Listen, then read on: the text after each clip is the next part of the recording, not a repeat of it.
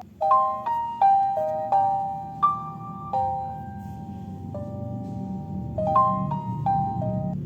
up mga ka-nature?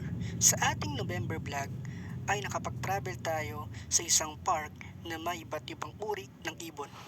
At dito, nalaman natin na hindi ibig sabihin na ang ibon ay mayroong mga pakpak ay ginagamit na lamang nila ito sa paglipad, knowing na hindi naman lahat ng mga ibon ay may kakayahang lumipad.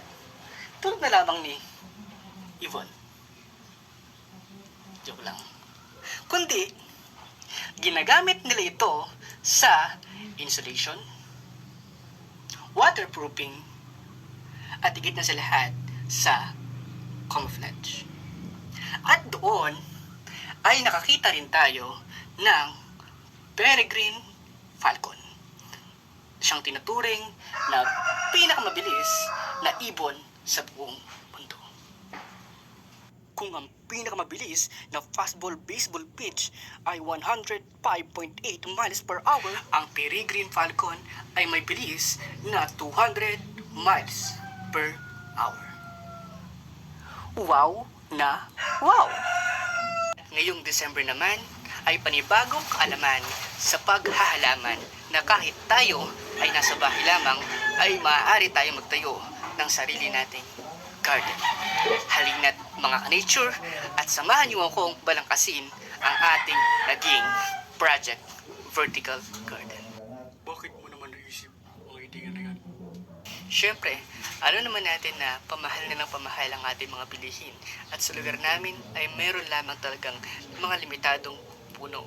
Kaya naman, ang magkaroon ng garden sa gilid ng iyong bahay ay malaking tulong upang sa ganon ay maging maaliwalas ang ating paligid dahil mayroon na nakikinabang sa sobra-sobrang carbon dioxide na dulot o nilalabas nating mga tao. Balik tayo sa ating vertical garden. Napili ko ang pechay bilang pananim kasi siyempre mahilig ako sa mga lutong mayroong mga pechay. Uy, ano na naman yan? Uy ka din, iba yung iniisip mo. Ito ang tinutukoy ko. At nakikita mo ba ito?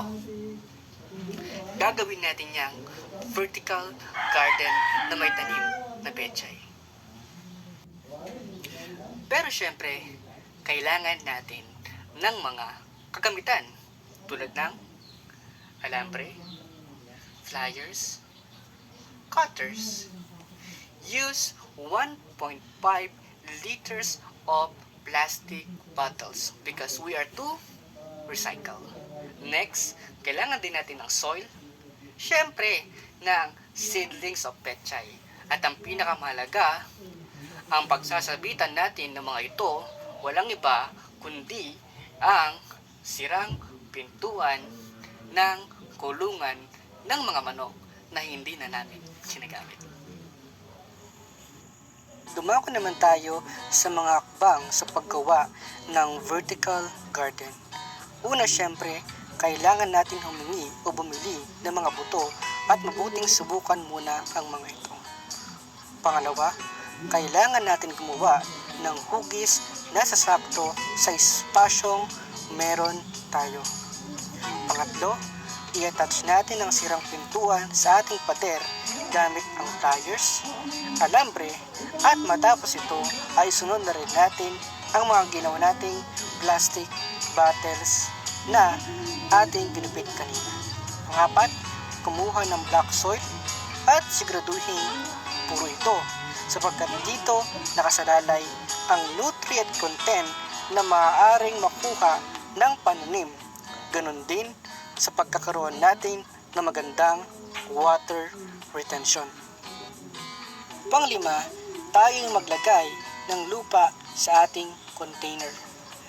At pang-anim, basahin ang lupa bago ito tamnan at siguraduhin may butas ang ilalim nito para sa magandang irrigation o pagkakaroon ng espasyo na kailangan ng ugat.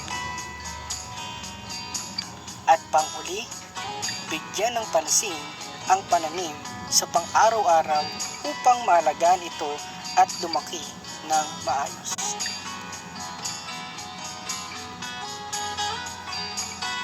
Mga ka-nature, sa vertical garden na ginawa ko, hindi lang ako nagkaroon ng papagkukuhanan ng pechay, bagkus ng libangan. I-realize din na maraming bagay para mapakita ang pagkamahal natin sa ating kalikasan. Kahit tingin natin ay maliit na bagay lang ang kaya natin gawin para dito, ay malaking bagay na iyon at malaki ang pagkakaiba. Nasa sa atin na lamang kung paano natin pagaganahin ang ating kritikal at malikhaing pag-iisip. At syempre, bago matapos ang ating video, here is the result.